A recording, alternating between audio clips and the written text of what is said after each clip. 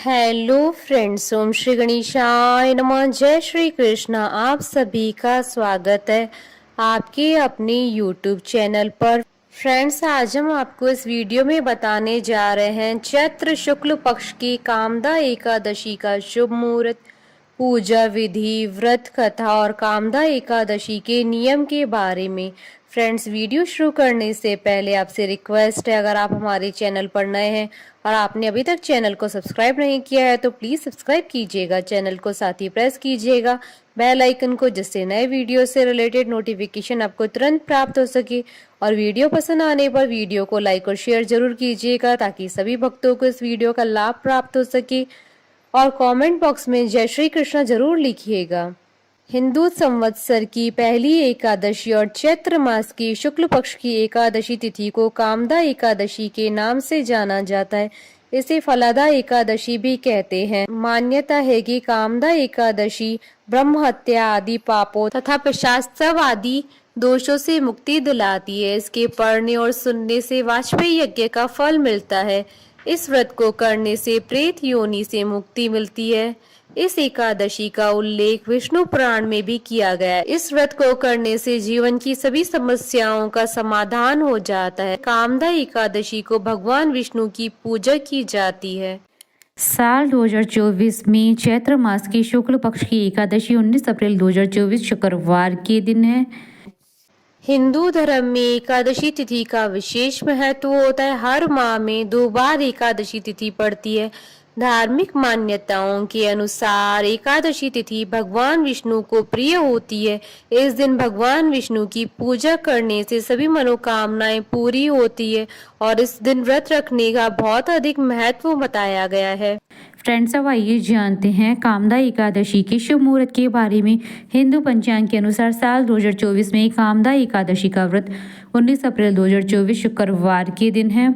चैत्र शुक्ल एकादशी तिथि प्रारंभ होगी 18 अप्रैल 2024 को शाम 5:31 पर और चैत्र शुक्ल एकादशी तिथि का समापन होगा 19 अप्रैल 2024 को रात्रि 8:04 पर। व्रत पारण का समय रहेगा 20 अप्रैल 2024 को सुबह 5:58 से सुबह 8:33 तक और हरिवासर समाप्ति का समय रहेगा 20 अप्रैल 2024 को रात्रि 10:41 पर। और इस दिन रवि योग रहेगा सुबह 5:59 से सुबह 10:57 तक।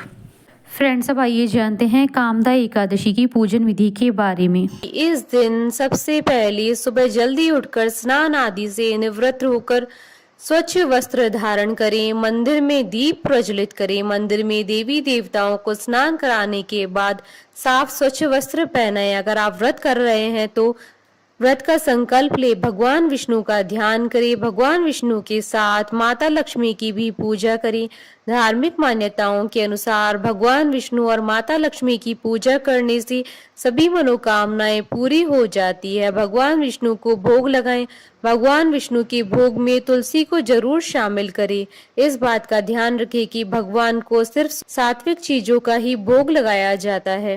भोग को लगाने के तुरंत बाद ही भोग को पूजा स्थल से नहीं उठाना चाहिए, बल्कि भोग लगाने के थोड़ी देर बाद भगवान को प्रणाम करके उसके बाद भोग को लेकर बांट देना चाहिए। भगवान को भोग लगाने के बाद उसका थोड़ा सा हिस्सा निकालकर गाय को खिलाना चाहिए। उसके बाद ही स्वयं प्रसाद लेना चाहिए। धार्मिक ग्रंथों के अनुसार गाय को माता का दर्जा दिया गया है। ऐसा कहा गया है कि गाय को भोजन खिलाने से पितृदोषों से मुक्ति मिलती है। इसके बाद एकादशी व्रत की कथा जरूर पढ़ें या सुने। द्वादशी के दिन ब्राह्मण व दरिद्र जनों को भोजन जरूर कराना चाहिए। व्रत का पारण शुभ मुहूर्त में ही करना चाहिए। फ्रेंड्स, अब आइए आरंभ करें कामदा एकादशी व्रत की कथा। श्री कृष्ण के प्रिय सखा अर्जुन ने कहा, हे कमल नयन, मैं आपको कोटि कोटि नमन करता हूँ। हे जगदीश्वर, मैं आपसे प्रार्थना करता हूँ कि आप कृपा कर चैत्र माह के शुक्ल पक्ष की एकादशी कथा का वर्णन सुनाइए। इस एकादशी का क्या नाम है? इस व्रत को पहले किसने किया और इसके करने से किस फल की प्राप्ति होती है? श्री कृष्ण ने कहा, हे अर्जुन, एक बार यही प्रश्न राजा दिलीप ने गुरु वशिष्ठ से किया था। यह वृतांत मैं तुम्हें सुनाता हूँ। राजा दिलीप ने गुरु वशिष्ठ से पूछा, हे गुरुदेव, चैत्र माह के शुक्ल पक्ष की एकादशी का क्या नाम है? उसमें किस देवता का पूजन होता है तथा उसका क्या विधान है, वह आप कृपा पूर्वक बताइए। मुनि वशिष्ठ ने कहा, हे राजन, चैत्र माह के शुक्ल पक्ष की एकादशी का नाम कामदा एकादशी है। यह समस्त पापों को नष्ट करने वाली है। जैसे अग्नि काष्ठ को जलाकर राख कर देती है, वैसे ही कामदा एकादशी के पुण्य के प्रभाव से समस्त पाप नष्ट हो जाते हैं और तेजस्वी पुत्र की प्राप्ति होती है। इसके उपवास से मनुष्य निष्कृष्ट योनि से मुक्त हो जाता है और अनंततः उसे स्वर्ग की प्राप्ति होती है। अब मैं इस एकादशी का महात्म सुनाता हूँ, ध्यान पूर्वक श्रवण करो। प्राचीन समय में भागीपुर नामक एक नगर था, जिस पर पुंडरीक नाम का एक राजा राज्य करता था। राजा पुंडरीक अनेक ऐश्वर्यों से युक्त था। उसके राज्य में अनेक अप्सराएं, गंधर्व, किन्नर आदि वास करते थे। उसी नगर में ललित और ललिता नाम के गायन विद्या में पारंगत गंधर्व स्त्री पुरुष अति संपन्न घर में निवास करते वे विहार करते थे। उन दोनों में इतना प्रेम था कि वे अलग हो जाने की कल्पना मात्र से ही व्यतीत हो उठते थे। एक बार राजा पुंडरीक गंधर्वों सहित सभा में विराजमान थे। वहां गंधर्वों के साथ ललित भी गायन कर रहा था। उस समय उसकी प्रियतमा ललिता वहां उपस्थित नहीं थी। गायन करते करते अचानक उसे उसका ख्याल आ गया, जिसके कारण वह अशुद्ध गायन करने लगा। नागराज करकोटक ने राजा पुंडरीक से उसकी शिकायत की। इस पर राजा को भयंकर क्रोध आया। उन्होंने क्रोधवश ललित को श्राप दे दिया, अरे नीच, तू मेरे सम्मुख गायन करते हुए भी अपनी स्त्री का स्मरण कर रहा है। इससे तू नरभक्षी दैत्य बनकर अपने कर्म का फल भोग। ललित गंधर्व उसी समय राजा पुंडरीक के श्राप से एक भयंकर दैत्य में बदल गया। उसका मुख विकराल हो गया, उसके नेत्र सूर्य चंद्र के समान प्रदीप्त होने लगे, मुंह से आग की भयंकर ज्वालाएं निकलने लगी। उसकी नाक पर्वत की कंदरा के समान विशाल हो गई और गर्दन पहाड़ के समान दिखाई देने लगी। उसकी भुजाएं 2-2 योजन लंबी हो गई। इस प्रकार उसका शरीर 8 योजन का हो गया। इस तरह वह राक्षस बन जाने पर भी अनेक दुख भोगने लगा। अपने प्रियतम ललित का ऐसा हाल होने पर ललिता अथाह दुख से व्यतीत हो उठी। वह अपने पति के उद्धार के लिए विचार करने लगी कि मैं कहाँ जाऊं और क्या करूं, किस जतन से अपने पति को इस नरक तुल्य कष्ट से मुक्त कराऊं।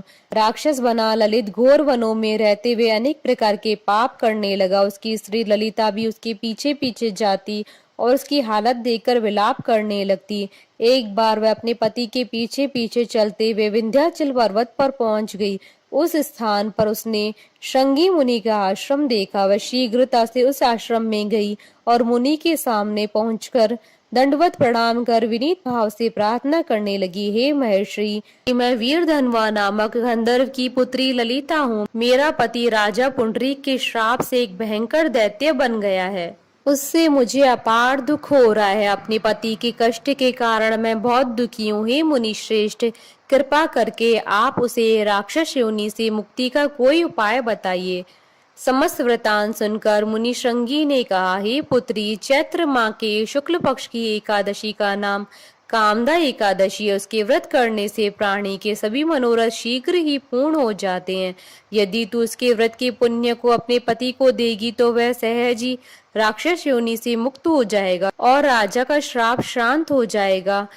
ऋषि के कहे अनुसार ललिता ने श्रद्धा पूर्वक व्रत किया और द्वादशी के दिन ब्राह्मणों के समक्ष अपने व्रत का फल अपने पति को दे दिया और ईश्वर से प्रार्थना करने लगी, हे प्रभु, मैंने जो भी उपवास किया है उसका फल मेरे पति देव को मिले, जिससे उसकी राक्षस योनि से शीघ्र मुक्ति हो।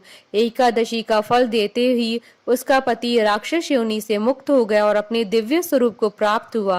वह अनेक सुंदर वस्त्रों तथा आभूषणों से अलंकृत पहले की भांति ललिता के साथ विहार करने लगा। कामदा एकादशी के प्रभाव से पहले की भांति सुंदर हो गया। और मृत्यु के बाद दोनों पुष्पक विमान पर बैठकर विष्णु लोक को गए। हे अर्जुन, इस उपवास को विधान पूर्वक करने से सभी पाप नष्ट हो जाते हैं।